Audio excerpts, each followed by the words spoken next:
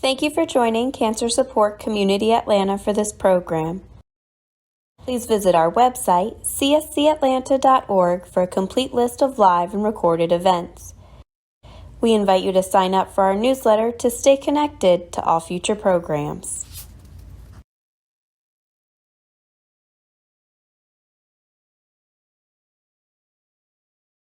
All right, I think we can go ahead and get started. Again, this is Emily Brown, the Program Director at Cancer Support Community Atlanta. We do these nutrition programs every month, and we thank you for joining us this month on this important topic, hydration. While it's extremely hot outside, it is very important to stay hydrated. So I'm glad Kristin chose this topic for this month. Kristin does these, like I said, for us every month. And we're so grateful for her giving us her time. So without further ado, I will let you go ahead and get started. Awesome. Thank you, Emily, and welcome everybody. So I like to give a general disclaimer at the beginning of my presentations, just so you know, but I am with Northside Hospital Cancer Institute, and we are part of a large oncology nutrition team that's here that helps to service patients. So these presentations tend to be a little bit more generic. And if you are looking for more individualized one-on-one counseling, we do have that available throughout the Cancer Institute here at Northside. And then if you're part of another health system like Emory or Piedmont or Wellstar, they also have dietitians that are on the outpatient side that can help give you that more individualized care. So if something doesn't seem right or sounds a little bit off for your situation, it might be because you just have individualized needs that I might not be able to cover in this presentation. So, feel free to ask if you can at the end, or we can get you set up somebody for more one-on-one counseling. And we'll go ahead and get started. I don't have the whole hour today, so I just want to give that disclaimer too, so we have some time to chat about all of our hydration needs here. But hydration is needed for nearly every process that our body has, and every function that our body needs to do. So just some highlights of what water helps our bodies to do is to lubricate our joints, to make sure that there's the cushion going on when we're walking or using some of our joints in our body. It also helps to regulate our body temperature. So that's really important right now when it's so hot and humid outside. Water really helps to step that up and to help our body stay cool so we don't overheat. And the same is true if it's too cold. So that coldness is usually more dry and it kind of sucks some moisture out of us. So it's also important for us to focus on hydration during those extreme temperatures. Water also helps prevent infections. It helps to clear things out, keep things moving, get rid of waste products. And then it also helps to deliver nutrients to our cells. So it's a huge component of our blood, and making sure everything's pumping through and that things are able to get to where they need to go to be able to work properly. And then being well hydrated has also been shown to help improve our sleep and our sleep hygiene, our cognition, being able to focus and stay in tune throughout the day. And then it also helps with our mood. So if you've ever been dehydrated and we're having a bad day, part of that definitely can come from not being very well hydrated. It definitely affects our and to a bad mood because you're going to start to feel some of those symptoms from dehydration in a little bit. Our bodies are made up of anywhere from 50 to 70% water. So babies and infants tend to have more water content. And then as we get older, we might have less. Men have a little bit more water content in our bodies than women do. So it can just vary, and our body compositions are different. So everybody's made up just a little bit differently. Now there's no real validated way to calculate how much fluid somebody needs. So there are a lot of different ways that are out there, and there are a lot of ways that are throughout research and literature. And as a dietitian, there are at least ways that I can calculate your needs based off of different things like your age and your height and your weight. But again, everybody has different diseases. They have different things that they're going through. You might have different exercise regimens than other people. And so it's very, very individualized. But just some of the general methods that you might see out there and may have been told before, general like 8 cups of water per day. So like 8-ounce cups would be a general recommendation, which is about 64 ounces of fluid per day. Sometimes that is a minimum for some people, and sometimes we need more than that, but it's usually standard way of thinking of your general water intake. It could be something simple like 1 milliliter of fluid per 1 calorie or of your estimated needs. And then for our oncology patients, our team uses what we call the body surface area method. And so when your doctors and your pharmacists calculate your chemotherapy dosing, they use it off of your body surface area. And so we use that same calculation and multiply it by 1,500 milliliters. And that gives us a general idea of how much water or fluid somebody should be taking while they're going through treatment. So that one's a little bit more in depth, but just so you kind of know what we do as a provider versus what maybe you've read online or that you've done for yourself in the past. But average, most people pee about 6 to 7 times per day, shooting for a pale to clear urine. So it shouldn't be just like clear, like it shouldn't look like you dumped water in there. There should be a tint of a pale yellow color in there. But if you're urinating less than 6 to 7 times per day, or if you have very concentrated or a darker yellow color, those could be signs that you're dehydrated or becoming dehydrated. And of course, everybody's a little bit different. I'm pretty sure I go to the bathroom more than 7 times per day because I drink a lot of liquids all day. So again, this is just person and what we see. And then as we get older, our fluid requirements might decline a little bit when you're starting to look like your later 60s, 70s, 80s. But we also start to see those people start drinking less because you don't want to have to get up in the middle of the night to go to the bathroom, or it's just harder to get up than it used to be. There are a lot of reasons, or maybe your trigger doesn't happen, like you don't ever feel thirsty, so we can forget to drink if you're not having that cue. So these are just other ways that you can kind of keep an eye on your hydration, making sure that you're going to the bathroom regularly. And a lot of people, I was reading that, if you're only going to the bathroom like 4 times a day, that still can sound like a lot to some people, but that's a sign that you're also starting to get dehydrated. And then some chemos require us to go to the bathroom more often. So there are some that can be toxic to our bladder. So as it's being processed through the body and the waste is being metabolized through your kidneys, it's going to go out through your pee and through your bowel movements. And so like Cytoxin is one of those chemotherapies that they recommend in your bladder every 2 hours to make sure that you're keeping things flushed. Again, everybody can be a little bit different. And so these fluid requirements can be very individualized if you're going through certain things with your health. But in general, this is what we're looking for here. And then dehydration is simply just insufficient water intake or fluid intake. And so when we think about hydration, we say water a lot, but we also mean fluid. But it's not always going to be water. There are a lot of places that we get hydrating liquids from that aren't just plain water. So I kind of use them interchangeably, even though they're not necessarily interchangeably. And we're going to break those down a little bit later in the presentation. But if you're already thirsty, that is usually a sign that you're starting to become dehydrated. So that's your body's cue to be like, hey there, we need some more liquids coming in. So if you do experience thirst, I feel like I'm thirsty all the time. And I know that I'm very well hydrated because, like I said, I drink a lot.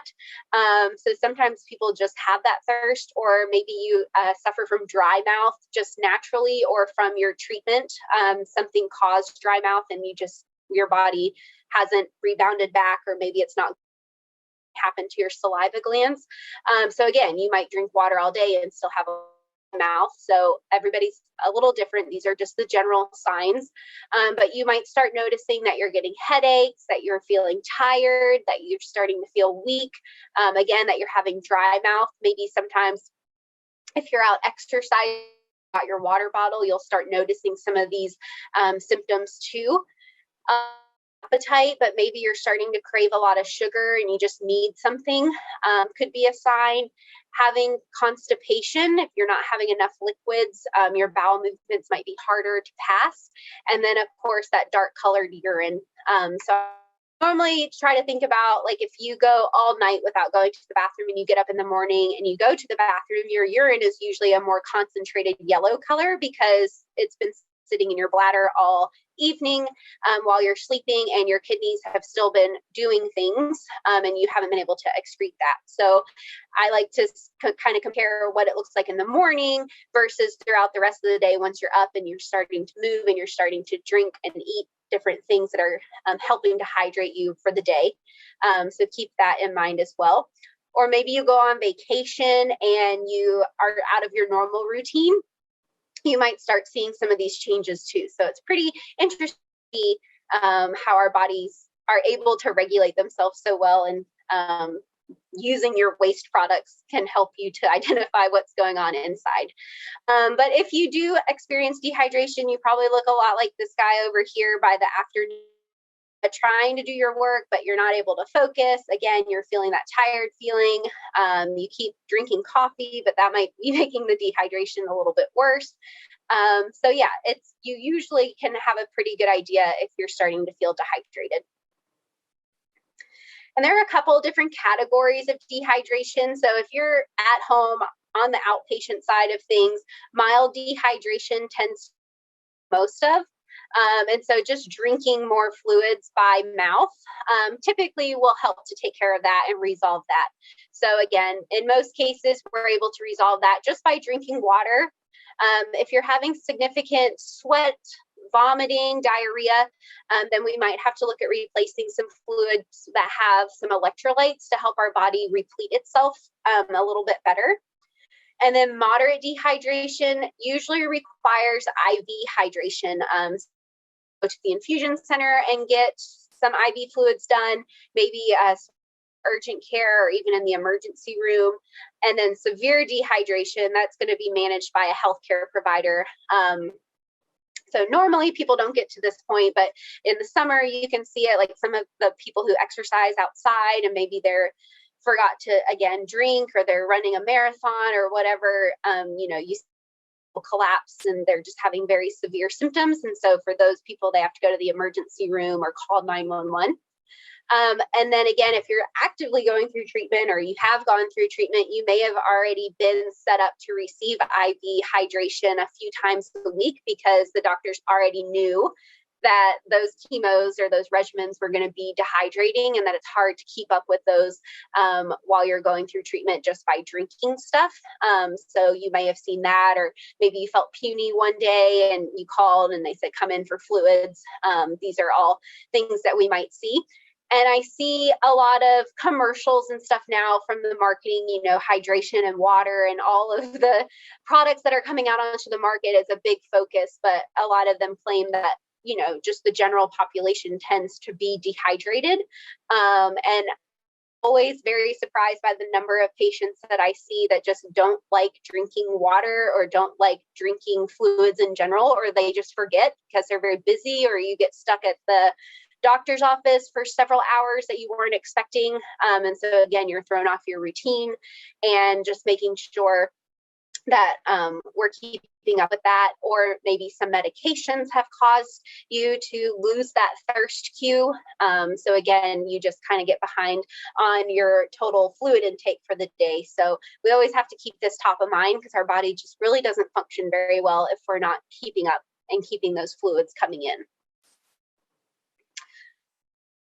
Some causes, again, not drinking enough fluids. It could be something very simple, as in you're just too busy. You can't remember. I remember when I first started at this manager job that I'm in, I didn't have time to go to the bathroom. Like, I was working 2 or 3 different roles at the time while I was transitioning, and I was like purposely getting dehydrated so I didn't have to like take time to go to the bathroom. That is not healthy. Do not do that. But you know, people do get very busy and they do forget, or they do it on purpose, but don't your health. And then being sick, if you don't feel good, again, we don't normally feel like eating or drinking during those times, but knowing how important it is and helping your body to flush out whatever's going on can be a good motivation. You might not have access to safe drinking water or fluids to drink. So if you're traveling, maybe you're out hiking or doing, again, some strenuous activity outside and you forgot to bring some hydration, could cause a problem. Sometimes I've seen throughout Atlanta where they have those safe drinking water, like hazard alerts. So maybe a pipe burst, you don't have access to your normal drinking water that you might get out of the tap. And so you have to come up with a backup plan. I know that doesn't happen very often. Or you might live somewhere more rural and use well water or some other form of water that maybe has been contaminated. And so again, you have to kind of think of a backup option until that gets back up and running the way that it needs to make sure you're having safe drinking water. And then diarrhea or vomiting, those are common side effects from chemotherapy and some other illnesses too. So if you're having a lot coming out, then you also have to be replenishing and putting stuff back in. So we'll talk about that. If you have a fever, that can cause us to sweat more. Your body's working hard to help bring you that temperature back down and to regulate your temperature. You to need more water. Excessive sweating. I don't know about y'all, but the summer has been very hot and very sweaty. In general, it's kind of cooling off now with the rain, but the humidity that's here in Georgia and the heat causes a lot of sweating. And because the sweat sits on our arms or our bodies, it's harder for our bodies to regulate the temperature because of the humidity that we have down here in the South. So just being mindful of that. If you're having anything with increased, so you might be on certain medications like a diuretic that is meant to pull water off of you, then that could also be causing dehydration too. So it's always a balance there if you're on those medications. And preventing dehydration, again, is just drinking plenty of fluids and eating foods that are also high in water content, like our fruits and vegetables. So if you've been to these presentations before, you know I'm always talking about eating your fruits and vegetables and eating plant-based foods. And they have a plethora of health benefits, but sometimes we forget that they're also very hydrating. And so a lot of our fluids come from actual liquids, but we can't forget about those good foods that also have high water content that are also helping to replenish our hydration levels. So my coworker, her daughter was sick recently. She's a toddler and she was like not drinking. She would not drink anything. And so she was telling me yesterday at lunch that she was having to like Google all of the high water content fruits and vegetables because she would those foods. And so that's how she was meeting her hydration needs, was through her fruits and vegetables, trying to make sure she was getting those until she was willing to start drinking some liquids again. If you're having vomiting or diarrhea episodes, the recommendation is to start drinking those fluids at the first signs of any kind of illness. But if you're having, 6 or 8 bowel movements a day, of trying to drink a cup of liquids after each one of those is going to help to replenish your hydration and prevent you from getting dehydrated. And you might only have 2 or 3 episodes of diarrhea where it's, a liquidy stool. And so, as soon as you run to the bathroom, 8 ounces of water or of an electrolyte drink of some kind to help replenish that is the usual recommendation.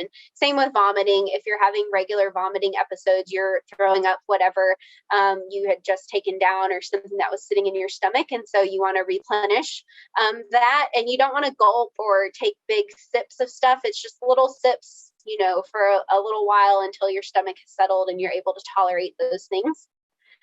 If you're involved in a lot of strenuous exercise, or maybe you're exercising outside, or a lot of people like to garden right now.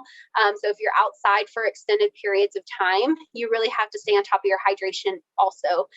So even starting the day before is very helpful. So if you know it's going to be like a big day weeding in the garden, or you know that you have a longer run or walk planned for the next day, really making sure that you've got your hydration under control the day before is going to help set you up for success for that next day.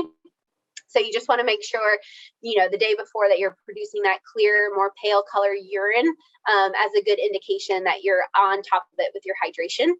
And then when you're doing the activity or you're outside, then making sure you're replenishing those fluids regularly while the activity is happening, and then also afterward. So this is sometimes in addition to what you would if you were just having a normal day without this strenuous exercise. And we talked about this a little bit already, but that hot or cold weather. So our bodies need additional water during those hot and humid weather months to help regulate our body temperature. And then the weather causes moisture loss from our bodies because of the dry air. So just being mindful of that. And then illness. So again, if you're not feeling well, we usually stop drinking and eating. Not everybody. I do not do that for some reason. I know a lot of people do. And then again, in older adults, they're very susceptible to becoming dehydrated, even with very minor illnesses. So like a cold or just something that throws them off their normal health can cause some pretty significant dehydration, because it's just really throwing their routine out. But just keep drinking fluids when you're not feeling well to help recover faster and to help prevent any further complications, because you do get dehydrated, because that's not fun for anybody. So if you are doing that strenuous exercise, outdoor exercise, or maybe you're involved in playing some sports, drinking at least 16 to 20 ounces of fluids 1 to 2 hours before that outdoor activity is a great idea. And then after you've started and after you've consumed this initial fluid intake beforehand, trying to drink like 6 to 12 ounces of fluid every 10 to 15 minutes when you're outside will help with your hydration. And then after the activity, doing another 16 to 24 ounces will help to replete anything from your sweat and the additional just water that your body had to use to help regulate your temperature while you're outside. So again, this is a general rule. You see ranges. I know sometimes you're like, oh, I'm going to go on a walk for an hour, and if I drink this much liquid while I'm out, where am I supposed to go to the bathroom? So there are some logistics that you have to think through on whether or not this is feasible. So you might take something just to sip on while you're, out for your walk, and then when you get back, really repleting yourself then. And also just walking during cooler parts of the day, either in the early morning or later in the evening when things have kind of cooled off, can also be helpful. But sometimes we have to play sports at certain hours or do certain things at certain hours, so it's not always the case. So is water the only option? I talk to a lot of people who just hate water. I don't know, that just doesn't taste good to them. I have patients who can't tolerate water by itself, so they have to mix something in it just to help break that surface tension, because when they do drink it, they get nauseated. So you don't have to only rely on water. Sometimes people say water, meaning fluids. So just know what works well for your body. So you can use other fluids. You can use foods to meet hydration needs as well. So most of our hydration does come from liquids or fluids, but we did talk a little bit already, and we'll talk some more about the water content of other foods. Many of our fruits and vegetables, like our watermelons and spinach, are mostly water by weight. And I have those broken down on a slide here in a second. And then thinking about stuff like beverages, milk, juice, and herbal teas are water. And then even coffee and soda can contribute to your total fluid intake. However, those usually have caffeine in them, and caffeine is a mild diuretic. So I usually don't count these in my total fluid because I know that it can be a little dehydrating, cause me to have to urinate more. So if somebody's really on the cusp of like, should I count it or should I not? If it's got the caffeine in it, it usually doesn't need to go towards like your hydration liquids, but it's still a liquid. It's still doing some stuff, and it's not like a washout. So every little bit helps. These are the top like 7 most hydrating foods. They're obviously not all of them. There are a lot of different fruits and vegetables that are out there that are helpful. But cucumbers are 95% water. And then they also have several anti-inflammatory compounds. So sometimes I'll hear people say, oh, that's just like, it's not got anything in it, but it does.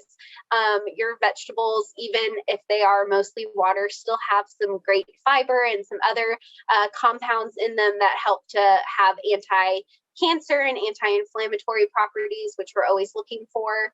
Celery is another one that's super high in water at 95%, and it's also a good source of our vitamin K, folate, and potassium. So you're getting water and you're getting some vitamins and minerals.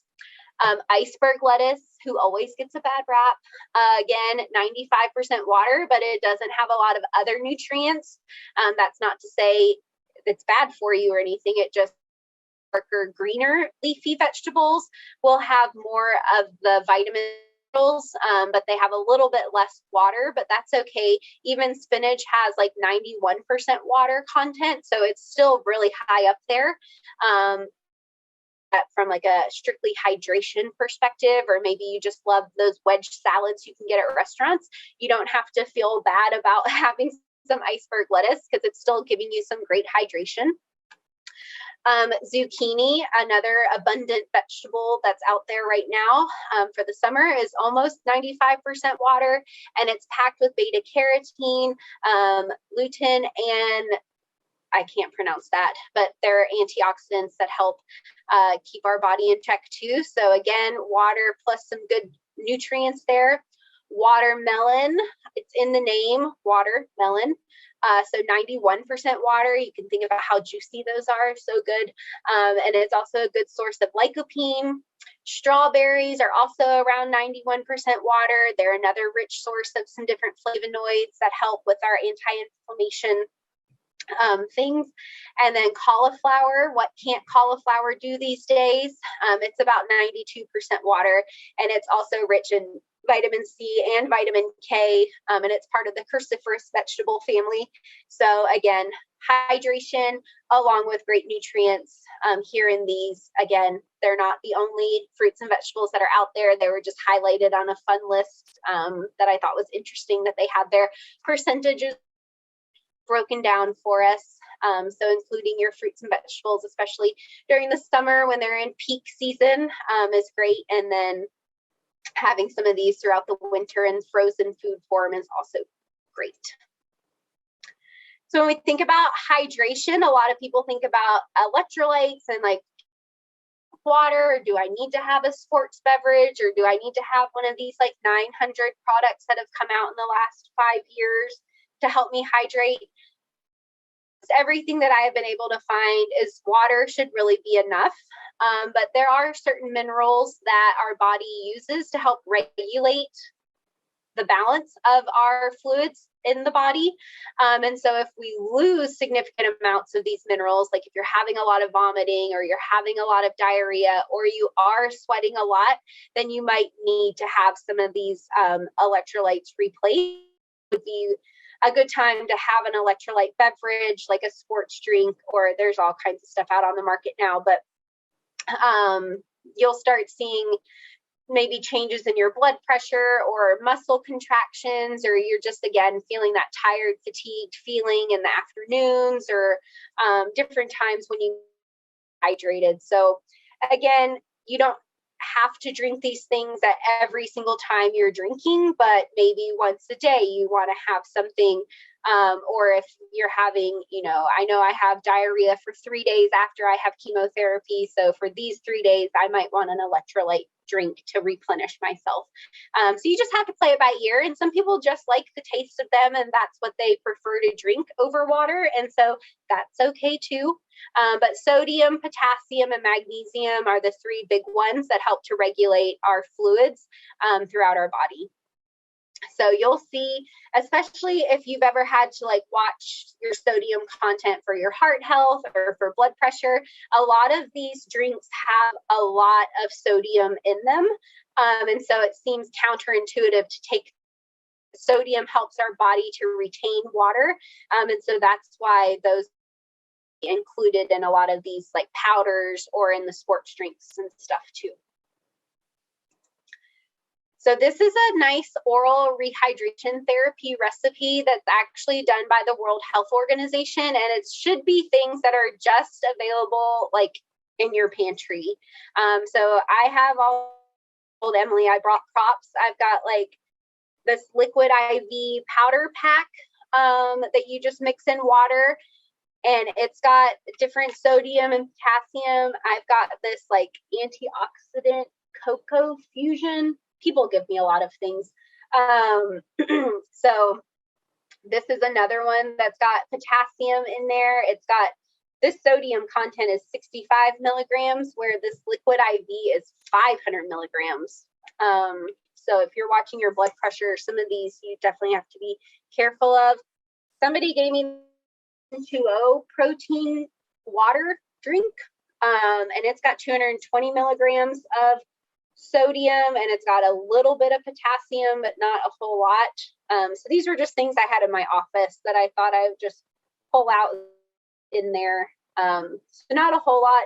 This one, both of these have like sugar erythritol as their sweetener. Sometimes diarrhea for some people, so you have to definitely use caution. But you can also make some of this stuff at home. And I do have a handout I can send to Emily after this that has several different of these like homemade oral rehydration therapy recipes for the ideal amount of minerals to help with the rehydration. So they use stuff like this in countries that maybe these drinks aren't feasible or affordable for people.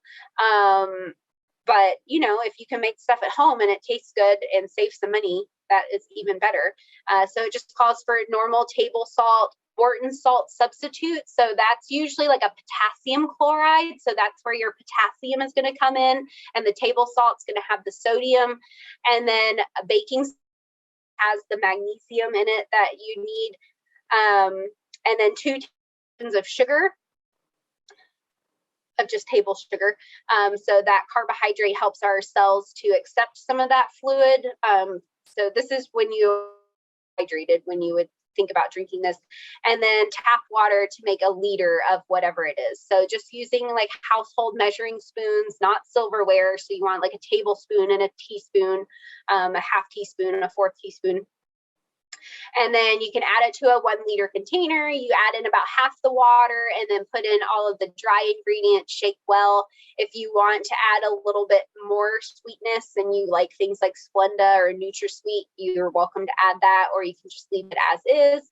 And then it's best if it's cold, and then sip as directed, and you make a new batch every 24 hours. And so this, osmolality that's down here is what they find to be ideal for replenishing a dehydrated cell. So that's, I believe, how they came up with this recipe. So this is available online.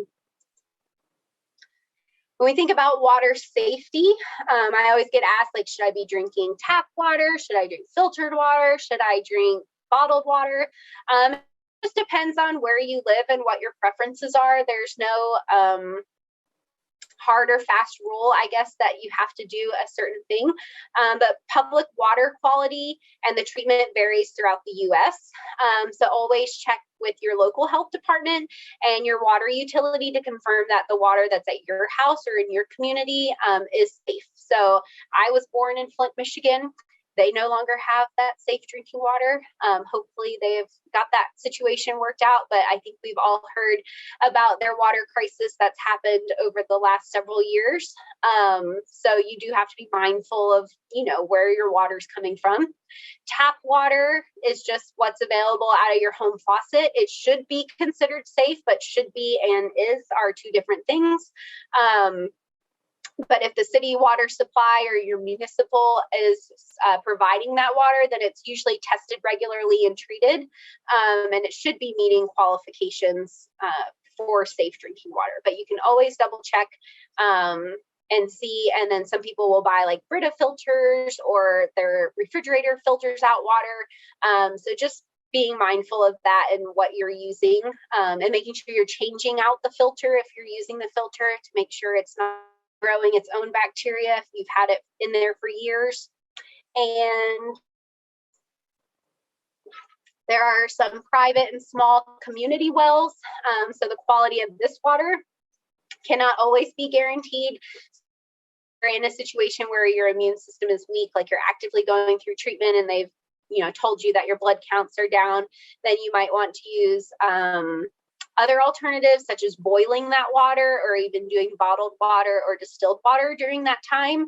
And then there are filtration systems for well water. So most water filtration devices will not make well water safe if it's not chlorinated. So if you're water like through, say, a Brita filter or something, that's not necessarily sterilizing it or making it safe, or killing all the things that might be in it if you are immunocompromised. So you might be like, well, Kristin, I've drank well water my life. And so if that's what your body's used to, then safe and isn't contaminated, and I'm perfectly fine with that. Just using those extra caution if you do start to have like those lower blood count numbers, just something to keep in mind. I get asked a lot about bottled water, and there's actually an entire website that you can visit, bottledwater.org. And this is the International Bottled Water Association, and they help with the regulations of all different kinds of bottled water that's out there. But just some quick things that they had readily available, like on their homepage, were some of the different waters. So spring water, you might see a bottle of water that's, whatever the brand, and then it's like spring water. So this is water that's been derived from an underground form of water that flows naturally to the Earth's surface, and it's captured that way. And then there's purified water. So this is some kind of a water that has been produced by distillation, reverse osmosis, and or other processes that meet purified water standards. So they've set these standards, and as long as the water processed in a manner and it meets whatever the qualifications are, then they can also put this on the label of the bottled water.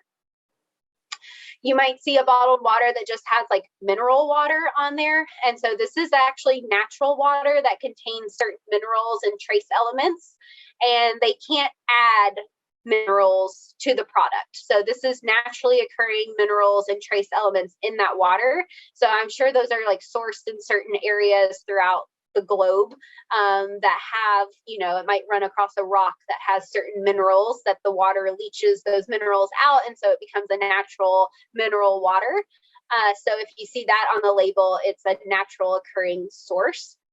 And then sparkling water, only treated with carbon dioxide to help give it that carbonation.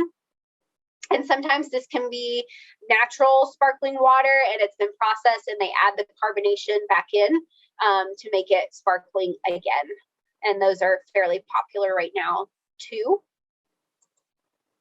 So I made a slide. So carbonated water versus still water. I was reading a fun article that said that their daughter calls it sassy water. So they've got still water and sassy water because it's got those bubbles. So it's usually carbonated. They can be sweetened or unsweetened. So I think the most popular ones right now are the unsweetened ones, like LaCroix, Spindrift. Costco has their own brand. There's all kinds of brands out there. So this is just like the sparkling that could just be in a bottle of plain water. Again, there's all kinds of brands that are out there. Those bubbles can add a sensory stimulation for some people. They just like it better than the plain flat water. So it makes you more likely to drink the water, which is great. Some people just like bubbles. It helps to freshen their mood or make them feel better. You do you. They often have natural flavors that get added, so it can create a variety of different flavors. For somebody who gets bored easily with just plain water and you just want to jazz things up a bit, this is a great option because they do have so many different flavors. And then the downsides to them is that they don't typically have the fluoride to prevent tooth decay. So a lot of our tap water sources that come through our house have been treated with fluoride to help with tooth decay. And then the carbonation may also be erosive to our tooth enamel. So they might not be the greatest option for like tooth health. So I did see that one of the American Dental Association spokespeople recommended maybe limiting to just one carbonated beverage per day for your tooth health.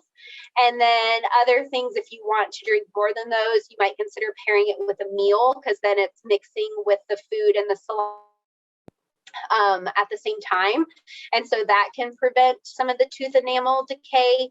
And then also using a straw. So kind of bypassing your teeth and the saliva and kind of shoot it down the back of your throat can also help. So I guess it's something when the carbonation mixes with saliva, it creates a byproduct that can be hard on our teeth. So we're just trying to kind of pass that or break it up a little bit if you're going to drink these carbonated waters. And I get a lot of questions about alkaline water. So for most people, alkaline water is not better than plain water.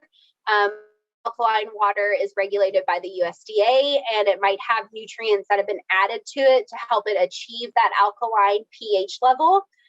There's currently no research supporting health benefits of alkaline water versus plain water.